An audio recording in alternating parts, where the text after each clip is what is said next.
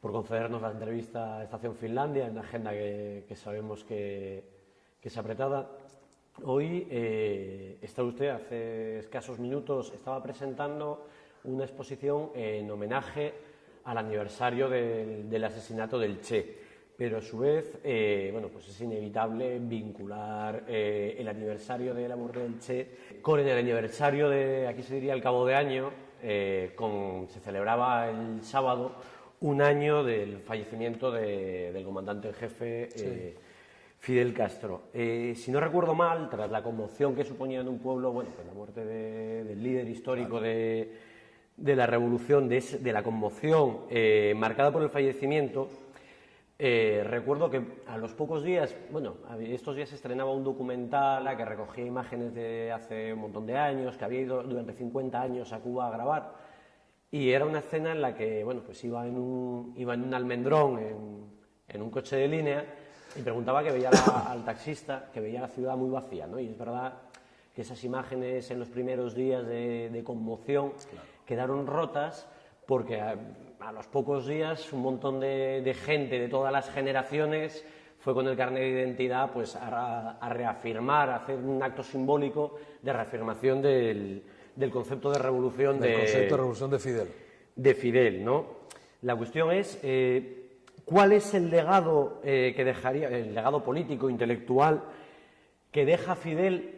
No el legado pasado, ¿no? O sea, ¿cuál es el legado que deja en el presente Fidel Castro a lo largo de todas las generaciones del pueblo cubano, ¿no? Desde los más jóvenes hasta la gente más mayor que participó en la revolución o que la vivió? Claro. Yo creo que tú tienes razón, ¿no? Para nosotros los cubanos, ¿no? La muerte de Fidel, ¿no? Fue una gran conmoción, ¿no? Y es verdad, tú tienes razón, ¿no? Fue una ciudad que se apagó durante muchos días, ¿no? Pero creo que no debemos, y yo insisto, ¿no?, en que no debemos llorar la muerte, sino honrar el legado, ¿no? ¿Qué fue lo que hizo? ¿Por qué Fidel Castro llegó a ser la figura que fue? Y seguir el legado del que fue el líder de la revolución cubana. Esa revolución que inspiró a los cubanos y ha inspirado a mucha gente alrededor del mundo, sobre todo que confirmó que un futuro mejor es posible, de que puede haber, o el ser humano puede construir una obra que en última instancia persiga el bienestar del ser humano, donde a todos nos tratemos por igual, todos luchemos juntos y tratemos de avanzar juntos. Y realmente ese es el legado de Fidel, ¿no? Es el legado de un país que venera su independencia y su soberanía, un pueblo y un país orgulloso de lo que ha construido y de lo que está construyendo. Es el legado de que debemos continuar haciendo lo que estábamos haciendo y sobre todo el legado de hacer mejor lo que estábamos haciendo. Como toda obra humana no está exento de traspiés o de tal vez de errores, pero por eso nosotros los cubanos, y siguiendo el legado de Fidel, ¿no? Porque además él dijo, revolución es cambiar todo aquello que tenga que ser cambiado, y no es destruir lo que hemos construido, sino hacerlo mejor. Y es un proceso en el que nosotros estamos enfrascados, aún en vida Fidel Castro, cuando ya no era el presidente de Cuba, sino era el líder de nuestra revolución, el indiscutible líder de la revolución, además que continuará haciéndolo, ¿no?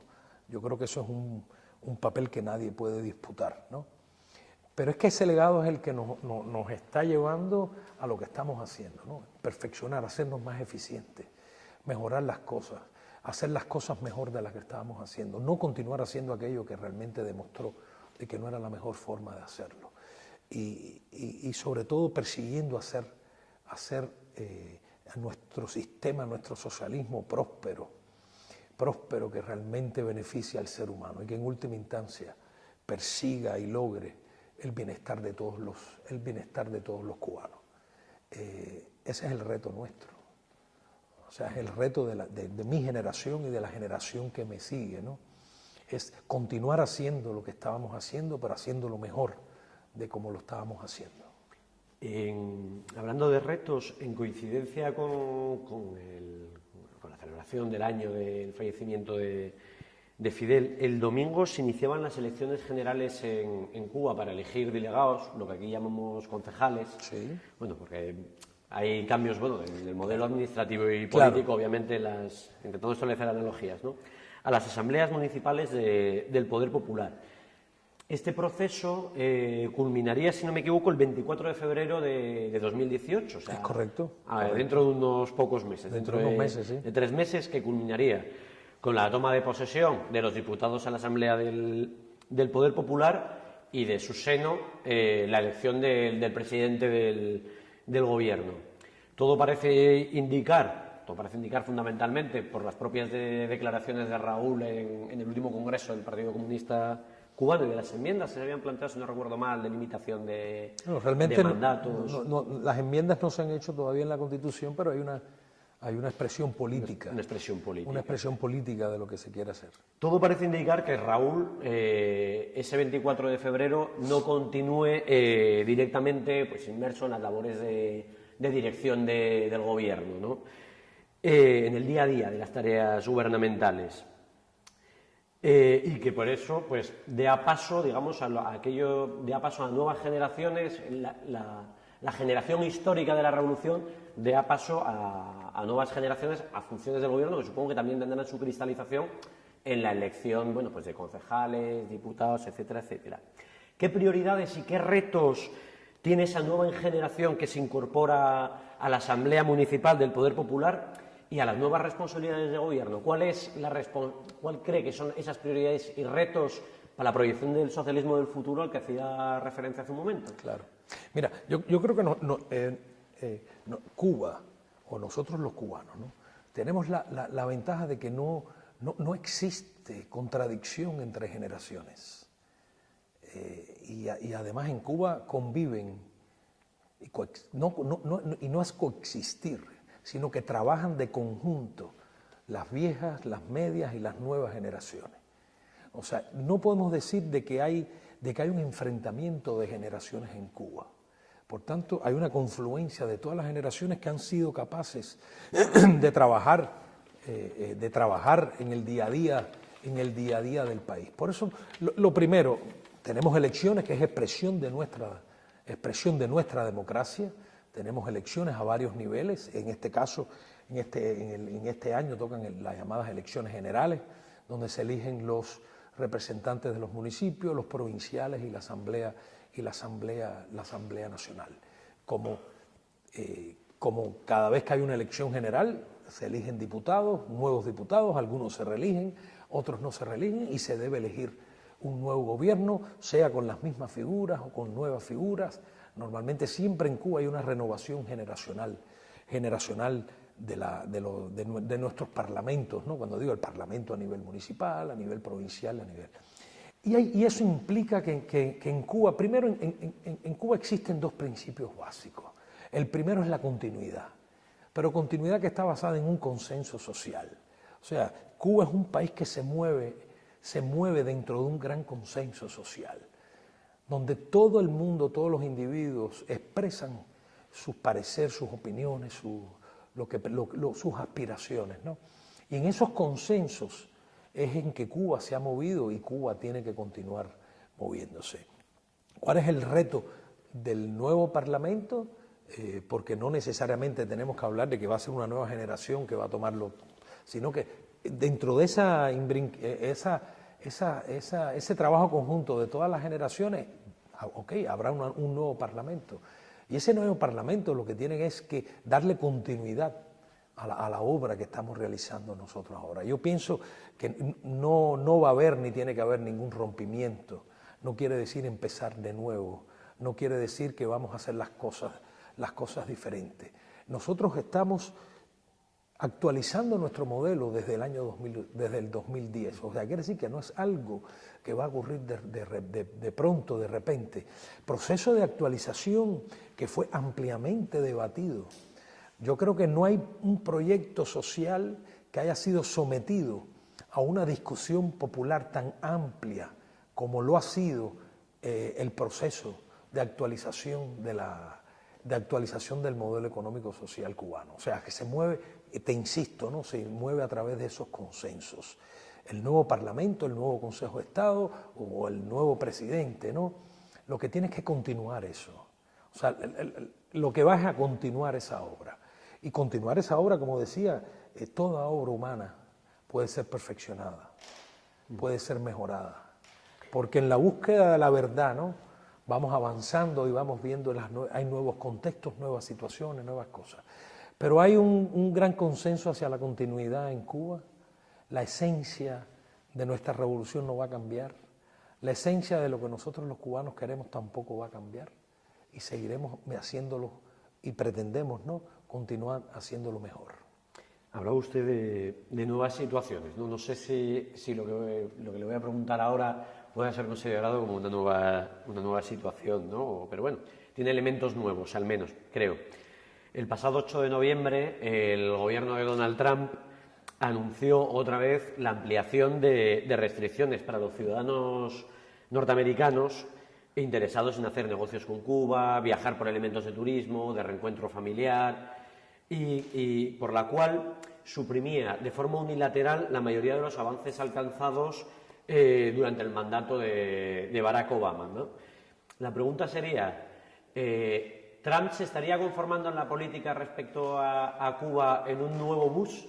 Y en ese sentido, ¿cree que se producirá un refortalecimiento del bloqueo y de las agresiones contra el pueblo cubano y contra las tareas que el gobierno resultante y la Asamblea del Poder Popular resultante de este proceso electoral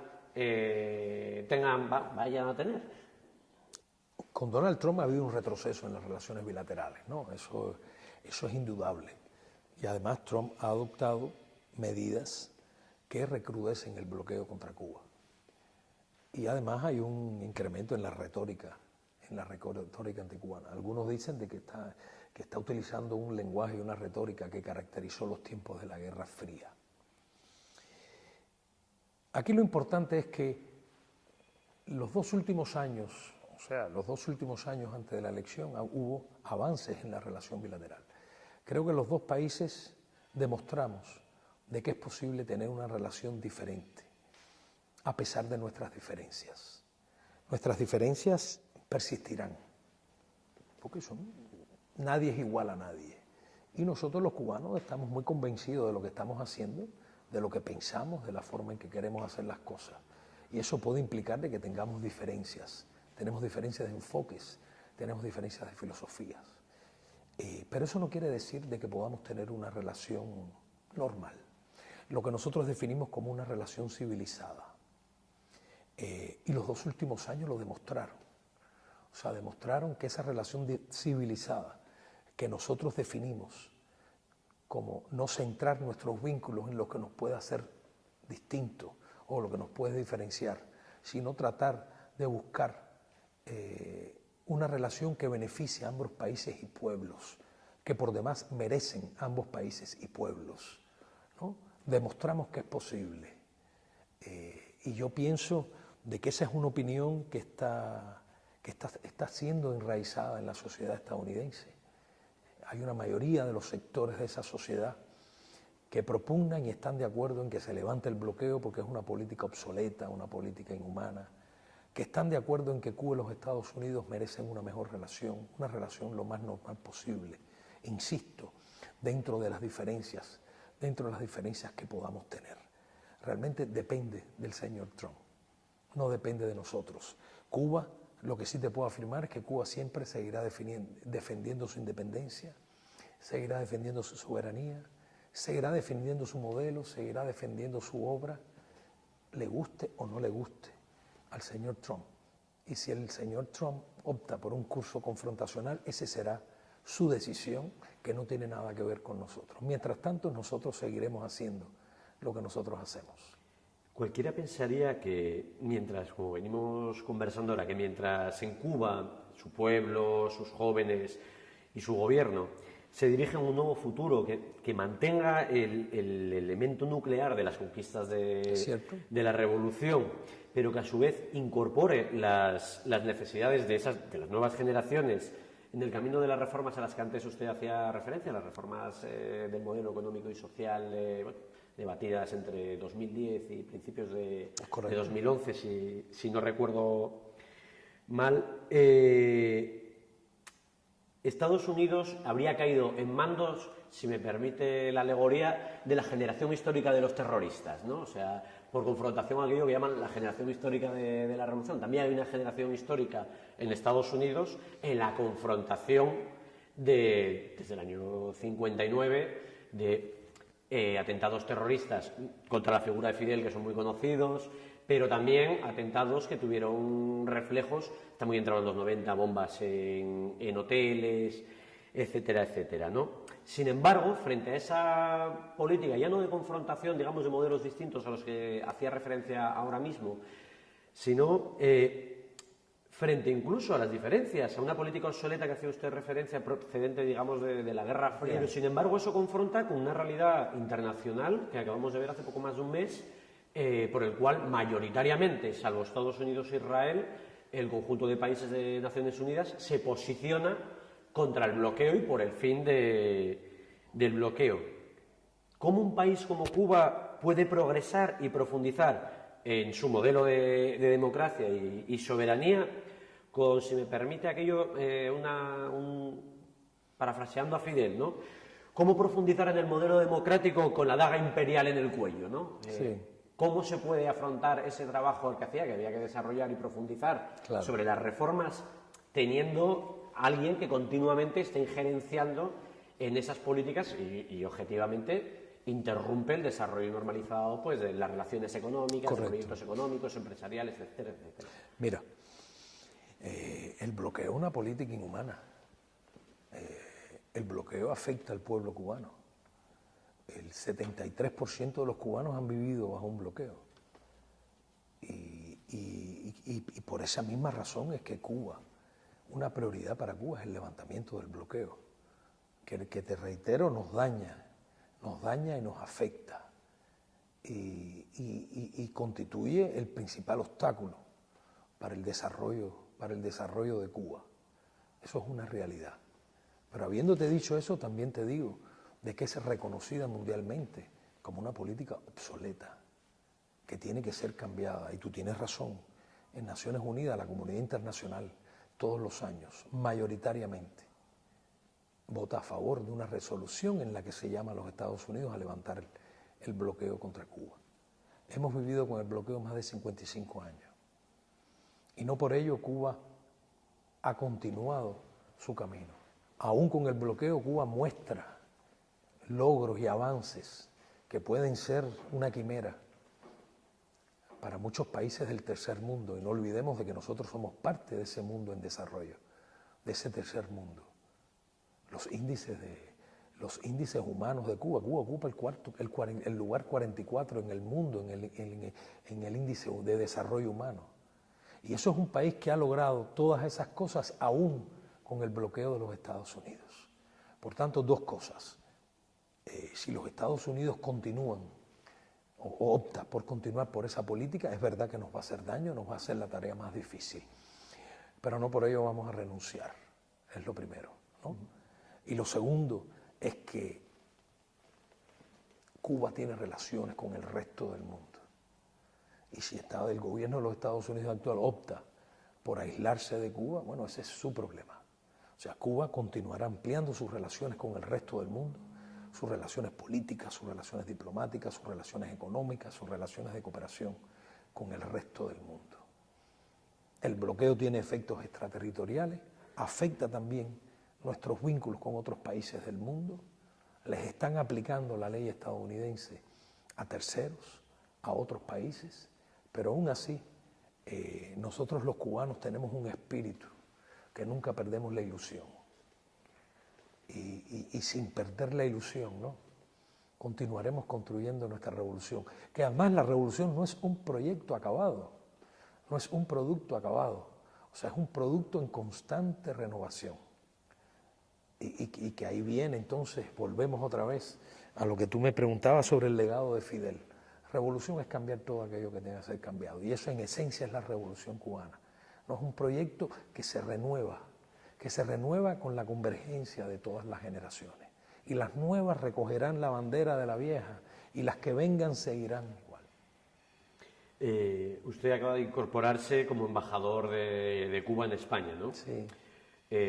Por todos es conocido que Cuba es un país muy importante en la política exterior española. No solo por los estrechos lazos históricos y culturales que nos unen, que yo diría que son más bien de fraternidad, que lazos históricos que nos pueden unir con muchos países de América Latina, pero que hay una particularidad en las relaciones con Cuba, ¿no? Pero además por el papel que supone Cuba en las relaciones económicas de nuestro país. Y no solo me refiero al turismo, que es la imagen, digamos, que la gente conoce a través de los medios de comunicación, ¿no? Prueba de ello es que el ministro de Exteriores español, Dastis, estaba en septiembre en La Habana, sí, y anunciaba la visita del ciudadano Felipe de Borbón, a la postre, monarca Jefe de Estado, España. Jefe de Estado. ¿Cree que esta visita de Felipe de Borbón pueda favorecer, impulsar las relaciones políticas y económicas entre nuestros países y que además, a raíz de lo que veníamos hablando ahora, sirva o pueda ayudar a socavar el impacto del bloqueo norteamericano? Sí.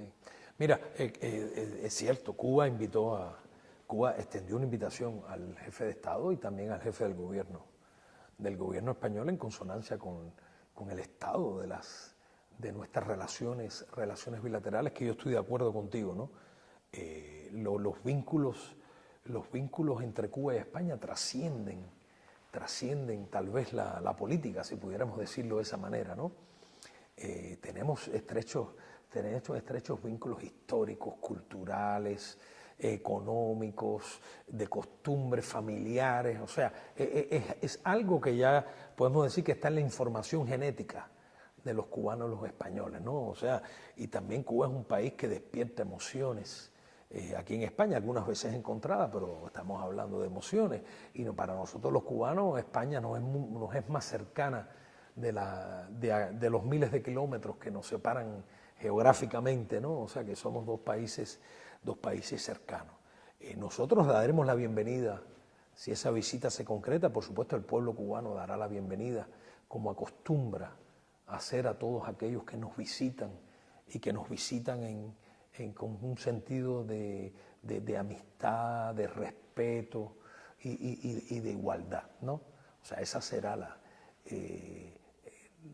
estamos en un buen momento de